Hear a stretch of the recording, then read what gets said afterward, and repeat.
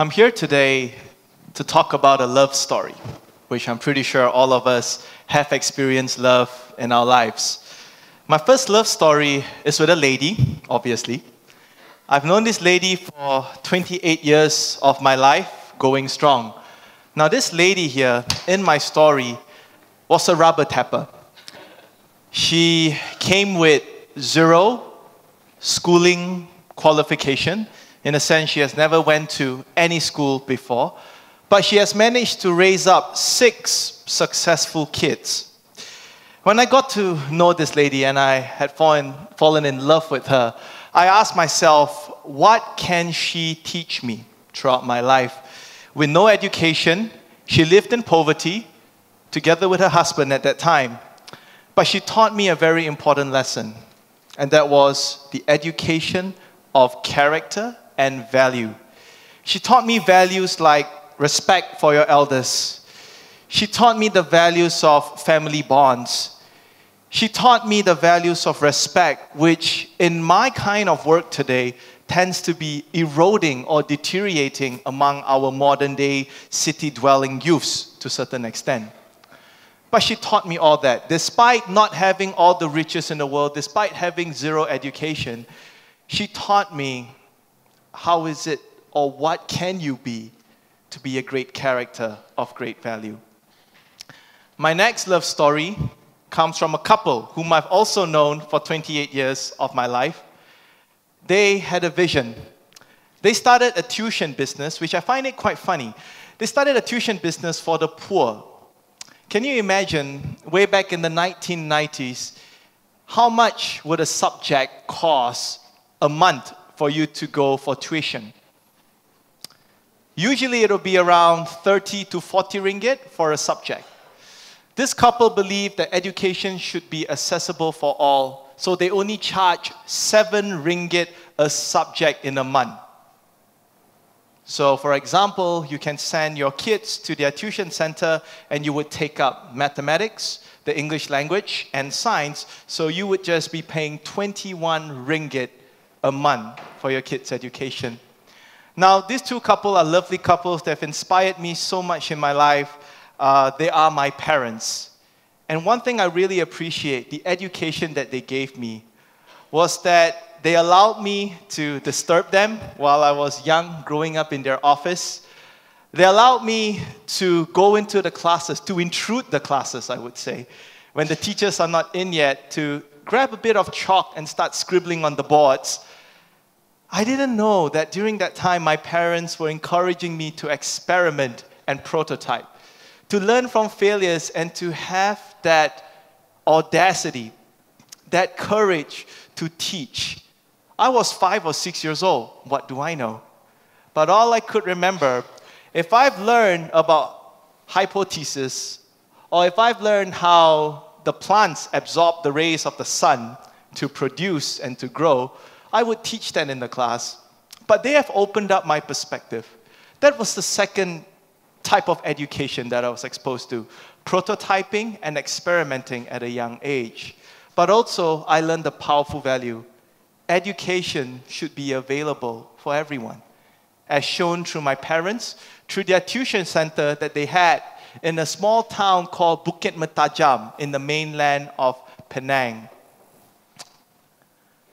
This is my alma mater, a great place that I like to call my school.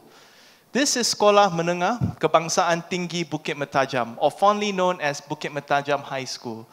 Now bear with me. Let me share with you my story when I was in this school. It wasn't all beds and roses. When I was in this school, I was not your typical top achiever. I wasn't anywhere near. In fact, I was an average student because I was studying in a stream of subjects that I didn't like, which is a point I'll get to you later. But the thing was, I was bullied in school because I was weak in sports. And during the early 2000s, when you had just enrolled into high school, people tend to see you as being cool if you are very good in sports. I wasn't. I was isolated, I was alienated by my peers just because I couldn't kick a football. Just because if I had represented a sports house, I was bent on losing. I was determined. I was labeled as a loser to begin with. So one day I decided to change my faith. I was bullied all throughout my life. I came from a medium family who loved me a lot, and I never blamed them for the limits or the limitations that I have. But in school one day I decided that I want to change my life, and I wanted to win the first race in my life. I was 15 during that time. And I wanted to do it at the grandest stage of them all. My school's Diamond Jubilee year on my sports day. 900 people was in the audience. I practiced for 2 months non-stop. It came to my sports day, and I could still remember as I was preparing to hear the whistle blown by the referee, by the coach, and I would run. I would run that 100-meter sprint race, the most important race in my life. Of course, usually how a Cinderella story would end, I would have run and I would have won that race. But unfortunately, that isn't how it ended. I wanted to win the first race in my life, but I didn't know that would also become the last race of my life. I took 2 steps and I fell. The next step, I tried to pick myself up. For the first time, someone was telling me right into my ears, "Don't get up." And I was shocked. And I thought in life, when you fall down, people teach you how to pick yourself up. Am I right? But my coach told me saying that, don't pick yourself up because your knee is no longer in your body. My left knee came out of my body and I was in a terrible mess. And I still remember the volunteers who were there, who were obviously laughing at me lying down there on the floor, kneeled down and asked me a question that changed my life. "Michael, does that hurt?" And I remember answering him, "What do you think?" I didn't say yes. I said, "What did you think?" And he said, "It must hurt a lot." Since that day, I've decided to adopt a motto that I live all my life. Never wait for opportunities to come. Instead, create your own opportunity. Now what happened? I was in the cast for 3 months. I went back to school in crutches. People were laughing at me. People were using my cast as a drawing board. They were writing a lot of imaginary languages, the most foul language you can imagine. I just don't know why they're so mean to me. I don't know, maybe because I'm weak in sports or something. Now what happened was this, I decided to change my life. I decided that if I'm not going to be good in sports, I'm going to do sports to be healthy. But I'm going to explore other realms of activities. So it was during that time that I participated in a lot of leadership competitions and public speaking competitions. Now, I haven't told you yet what education value did this school teach me. Now, during that time, my school, even up until today, is what we call a cluster school. Do you all know what's a cluster school? It's a school for selected students. Now, during my time, they have this segregation process. If you are the best student, you would be pushed up to the first class. Straight A's, SPM, go-getter. Fantastic, congratulations. If you are a not-so-good student, you'll be pushed down to the last class of the spectrum, where they deem you as no hope, good luck with your life. Now, this is what happened. Out of 11 classes in my Form 4 and Form 5 stream, I was placed in the 5th class. So I was okay. I was all right. Now here's the thing. The one value that this school had taught me was to be proactive and to not wait for opportunities, as I've shared. I still recall during that time when I wanted to get involved in leadership positions, I had to line up outside of the staff room. Right? I have to line up outside the staff room and literally beg my teacher to give me an opportunity to join a competition. Now, we understand that school teachers are very busy. Am I right? So what happened is that when you have a student, well, standing outside of the class, just smiling at every passing teacher until that one teacher comes along, we call that penolong co-curriculum. The teacher in charge of co-curricular activities, and when he came along, I would go up to him and say, Cikgu, teacher, are there any new competitions today? Are there new assignments? Are there new projects today? Now, during that time, the teacher would always tell me, Michael, think about the school. You are in the 5th class. You are an average student. Think about the school. When we join competitions, we want to win competition. Because of that, you should give opportunity to people in the 1st class. And I thought, please, teacher, let me try. And that was my routine every day during recess time. When we're out for lunch breaks, I would usually leave the class 5 minutes earlier. I'll go to the canteen, and I would buy a small container of nuggets, chicken nuggets from the canteen. I would pour tomato sauce in it. I would go outside the teacher's room, and I would just stand there and be eating. The prefect would come and say, I'll write your name. You're not allowed to do this here. I said, please write my name. Please write my name. It's okay. And then when the teacher passed by, I would ask opportunities from him. Now, here is when the lesson comes. One day, my teacher got so fed up of me, he said, all right, I'll tell you what. We have to send a team to this Intel competition. It's an innovation and science competition. The last time I checked, you could barely pass your physics. You have no hope in chemistry. Your bio, you barely survive. And let's not talk about your additional maths. So what happened was I said, teacher, please let me. He said, you know what? Deadline is in 15 minutes. I'll tell you what. You got the deal, but this is the only deal you're going to get. And I said, okay, cool. What happened was I then went to Intel. I competed in the competition there, and it shocked me. I was there, and I kid you not, I was actually the dumbest student there. The rest of them, they were telling me, what is the chemistry formula of H2O plus glucose or whatever? See, I'm still bad in chemistry today. But they were telling me all these formulas, and they were asking me, what grades did you get for your SPM trials? And I couldn't say out. I couldn't say, actually, I got a D, actually. I wasn't so proud about it, but hey, I tried my best. Now, what happened was, during that time, when the competition started, we were supposed to come up with an invention that Intel would see viable to invest in, and then they would bring it up to the international level. Now, what shocked me was this. All these students who competed with me, they were all from the best schools in Malaysia. They were the best. Their academic results were all straight A1s. We're not talking about A2s here, ladies and gentlemen. We're talking about A1s here during my time. When I joined that competition for 3 days, on the last day, when Intel made their announcement of who won, I was shocked. My team won. And I figured, wait a minute. We do not know any scientific formulas. We do not know any chemistry formulas. And when we asked the judges, why did we win? And they said, well, here's the thing. The other teams, when we went around and visit their inventions, they were telling us about how great this chemistry formula was how it would mix to become another chemistry formula, how the physics was justified. Fantastic, superb. But what your team did was that you explained to us how much money are we going to make if we invest in your project, how much profit are we going to make if we roll this out in the market. And our judges, who are all CEOs and business leaders, they liked yours better, so we thought we'd let you win. And then what happened was, it started like a snowball right after that. You know, it started when my teacher was shocked, my school was shocked, and they were like, what's going on here? It has basically deleted all the stereotypes that top students mean top projects. For my case, I said, you know what? I was so bad in science, the only way I could justify my project was to tell the judges how much money they can make if they sell my project, which obviously interested them more.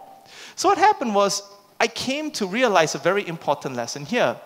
Are we teaching for the sake of teaching theories, or are we teaching so that our students can acquire skills that they can justify in their lives and that they can use it for their everyday means? Because at the end of the day, you can be developing a top talent, but if the top talent is only able to tell you theories from the textbook and wouldn't able to add value to the employers, to the scientific community, to university community that they serve, then I would say that investment should be prompted up a little, should be pushed more to learn more. So this is the school that gave me so much. And ever since that day, I started joining more and more competition. My teacher woke up And I started monopolizing the scene in my school. I started joining so much. Now, the major lesson I want to share with all of you, ladies and gentlemen, despite the limits that my school have imposed on me, one of the things I realized is that we need to shift our mindset. Shifting our mindset by not surrendering to a stereotypical perspective, for not surrendering to what education should be as told to us. We should redefine education that works for us.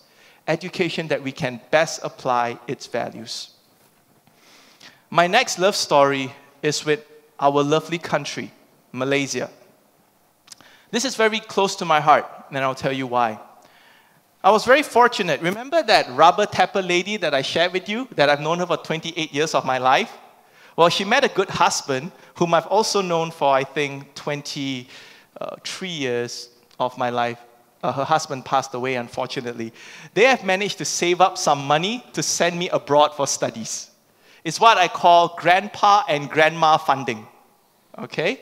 So you would now know that that rubber tapper lady that I was referring to is my grandmother. Okay? Now, when I was sent abroad to study, I had a chance to study in New Zealand on my grandpa and grandma's funds. Very fun. However, when I was there in New Zealand, I was told to fend for myself. So I distributed flyers on the streets. So ladies and gentlemen, when you leave this hall today, and if you see someone intending to give you a flyer, please, by the love of God, don't turn them away. At least accept the flyer with a smile and say thank you. Because I've been there. I've been there where I would be standing right here distributing flyers, and you have students, international students, walking at the horizon. You could see them walking towards me. But what happened was they would take a 10-minute detour to just avoid me. One thing they didn't know was I have lived in New Zealand, in Auckland, for 1 year at that time. I knew all the shortcuts. I took my flyers. I beat them at the other shortcut, and I gave them the flyer. But guess what? They beat me again. They saw me at the other shortcut and they walked back. Wow. Again, be nice to all those people who distribute flyers to you, okay? So I was there working in New Zealand, distributing flyers, while at the same time being an international student in Auckland University of Technology, AUT, in New Zealand. Now, when I was there, obviously coming from Malaysia, the first perception that people have of you is that you're not from an English language speaking native country. You shouldn't be able to communicate in the English language that well. I faced that discrimination, that wrong perception as well. Did I let that stop me? Nope. What happened was this. A very powerful lesson that I want to share with you here is that learn to love what you have. Make the best of all the resources you have within your hands right now. And of course, love your country. When I was there, I gave flyers, and then I started to join competitions just like in high school. I started to participate in projects where I train up young entrepreneurs, where I train up young executives to be at their peak performing state. And at the end of my 2 years there in New Zealand, I started marketing an international business. I remember asking my colleagues or my peers at that time, what would you want? And they say, we would want a letter from the dean. We would want a testimonial from our professor. And I told them, I said, you know what? I'm going to get a handwritten testimonial from the highest source of leadership in New Zealand at that time, the Prime Minister. And they were shocked. They were like, number one, you're holding a red passport. That's a Malaysian passport. Why would our Prime Minister even give you any testimonial? And I told them, I said, because I believe we're doing great work for the community. And sure enough, I wrote a letter to the then Prime Minister, Helen Clark. She wrote a testimonial back to me. So it was quite interesting. When I went to my first employer and he was looking for a letter of recommendations or referrals, the first letter he got was from the Prime Minister of New Zealand. Now, why is that? Being Malaysian, no matter where I went or where I would go, people would have this perception sometimes that you're not from an English language speaking country, you shouldn't be able to communicate well in English. Wow, what makes you think you could lead us? But from time to time, what I've learned is to persevere. From time to time, I always share this in my talks with students. I always share with them that be proud that you're Malaysian. Yes, be proud. Sometimes when you speak English, you can have the la, don't la, see la, can la, okay la. But that is your identity. That is our unique identity. Be proud of it. And it has brought me far. One more story I want to share with you, which is related to my exposure overseas, was in the year 2011. To cut a long story short, I joined the world's largest social entrepreneurship competition in the UK. It was contested among 45,000 people from 168 countries. At the end of the day, they were going to select only 2 winners, a male and a female. The females category was won by my good colleague from the United States, a CNBC reporter. Great, a lot of respect to her. No one have ever thought that the males category for global youth icon would be won by the youngest participant at that time, at the age of 23, a Malaysian, who everybody thought at that time in the UK during the competition, I don't think he can speak good English. But you see what I'm trying to get here is that oftentimes people want to forget, people want to throw away their unique identity. What I'm challenging all of you now to think is as you teach your students, educate them to embrace who they are, educate them to embrace their unique identity. The English language is important. If you're not so good in it, get some help. But never ever throw away what makes us Malaysians special.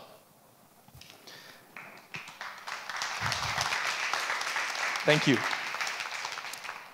Everything we see is a perspective. Everything we hear is an opinion. No one can define who you are at the end of the day. You need to define yourself. As educators, if you are just going into classes to teach your students every day, finishing up the syllabus, I would humbly like to challenge that with you. And the challenge would be, don't think about teaching your students only, think about inspiring them at the same time. Now, as time went on and I grew up, obviously, I started my own talent development company called Thriving Talents. Now, during this time when we were in the market in the year 2012, everybody just thought we were crazy because we were so young and we're going out there to work with the top companies, providing soft skills development, leadership development, communication, sales training for all these companies. We didn't stop. I told my team, I said, just go out there and hustle. If we can deliver value, we should make the client know, make them feel that they can get value out of us as well. So we went out there, and without having that self-defeating perspective, we work with Fortune 500 companies today, spanning across 38 countries, providing them with talent development and leadership training. At the same time as well, who would have thought a little startup that was set up in Malaysia, a one-man show at that time, in the year 2012, would be interviewed by the likes of CNN 3 times to talk about our philosophy on talent development. We are Malaysian.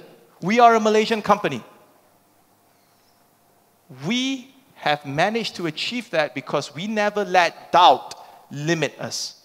And if you remember the 3 lessons that the 3 people I've fallen in love with taught me, my grandparents, my parents, and my school, is to have value, is to remember who you are as a character, is to be proactive, is to teach students thinking skills, is to educate people skills to think on how they can embrace who they are and then share and unleash their unlimited creativity and potential onto the world.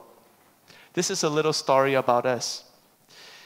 At the same time as well, sowing the seed of greatness, that's a picture of my grandmother and my mother with me. And this is a book that I've co-authored. And these are the different people whom I've met throughout my service to 38 countries, from Kenya to all the way up to Zimbabwe, to even South America, to Peru, Guatemala, and Honduras. Why is this an important phrase for me? When I was young, coming from a traditional Hokkien family, my grandfather would give me a name that is so meaningful among the Chinese people. And I was named Zhang Su-ling. If any of you understand Mandarin, that literally means forest. And I remember during that time when my grandfather was still around, I went up to him and I said, Gong Gong, I have a question. You know my cousins are named Raining Wealth. My brother is named Everyday Money Come. All right? But my name is Chang Su Ling. It means forest. Why forest? Shouldn't I be named something like, wow, unlimited wealth, unlimited wisdom? And then my grandfather, my late grandfather, told me this story. He said, you know, Chang Su Ling, it means forest. You know what it means? And he said, you know, in a forest, what do you see in a forest? Trees. What do you see in the trees? Birds. What do you see in the birds? Below the trees? Mouse, deers, I don't know, a crab, a wild boar, all living things. He said, exactly. I named you forest is because it's very symbolic. Your very existence on this world today is important because everyone else will rely on you to live. You are the ecosystem. You are the forest. You provide sunlight, you provide food so that other animals and other plants could thrive on. And I was very young, 8 years old. I was like, oh my goodness, I still prefer money. All right, that's cool. And today I learned what my late grandfather meant. When he brought me up to chase those little ducks and chickens by the railroad, when I wanted that favorite toy, and he would often tell me, our family don't have enough money, so it's okay, you know, play with the toys you have right now. Now I know how important those lessons were. He sowed in the seed of greatness in me. He inspired me to use whatever I have to create the best maximum value out of what I have. And I can never thank you or thank him enough for that. So that's my story. And then I gone on to write a book where I interviewed the world's most high-achieving young people. And when people ask me, why don't you write a story about yourself? I said, not yet. I want to write stories of the world's most high-achieving people because I want other people to know if they can achieve it, so can they themselves.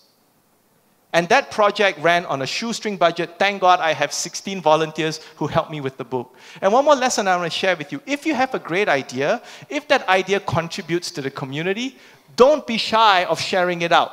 You may be running a school, you may be running a center right now. In your mind, you may think, who in the right mind is going to volunteer in my project if I'm not going to pay them? Believe me, the world is going to surprise you. If your project has a good intent, if your activity is going to produce goodness to others, shout it out, tell people. You'll be surprised of how many people will join in your project, in your campaign.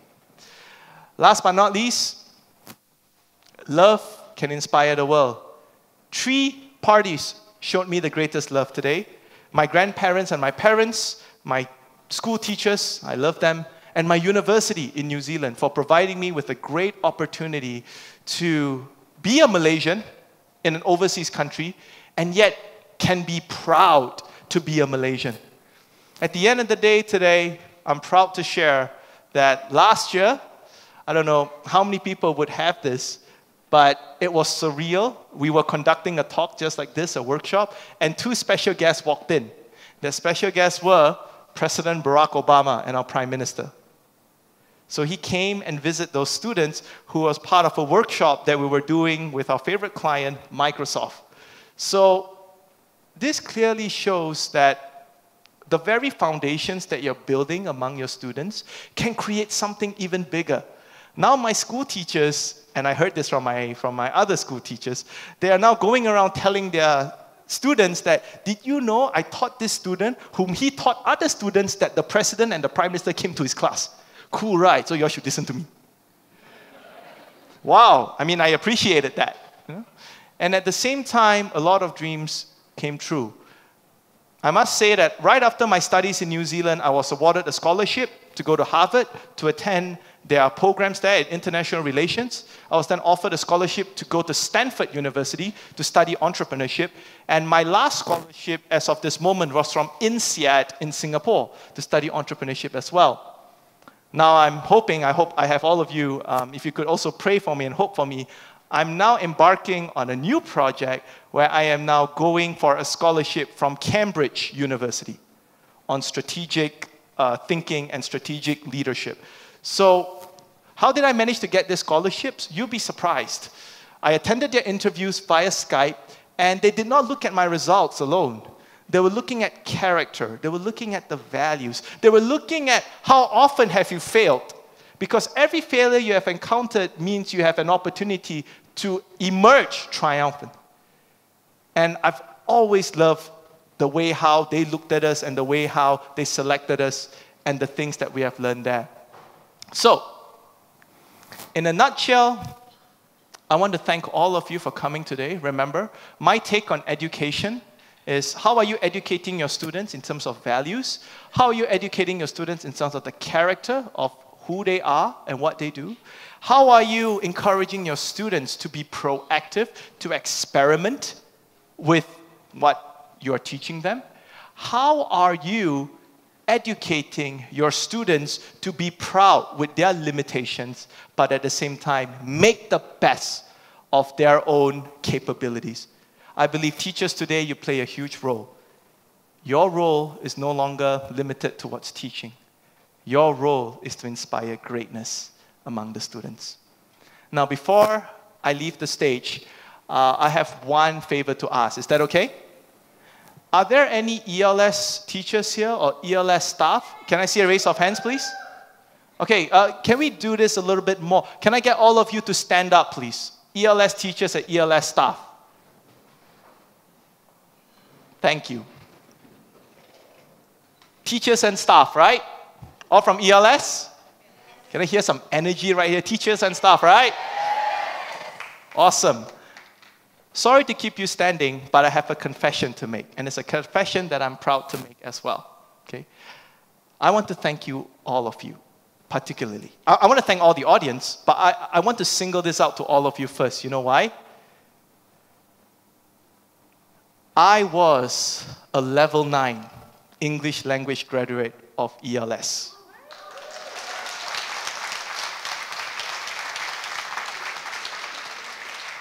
I'm proud to admit that because I believe through ELS, revolutionary education system, when I joined them in the early 2000s, they really opened up my mind. And they were, all of you, are a part of who I am today. So, if I may, everybody, please give yourself a huge round of applause. And thank you so much for your time. This concludes my sharing session for today. I'll be around. I'd love to have a chat with all of you. But believe in what you do and go back there and inspire your students. Thank you, everyone. Thank you.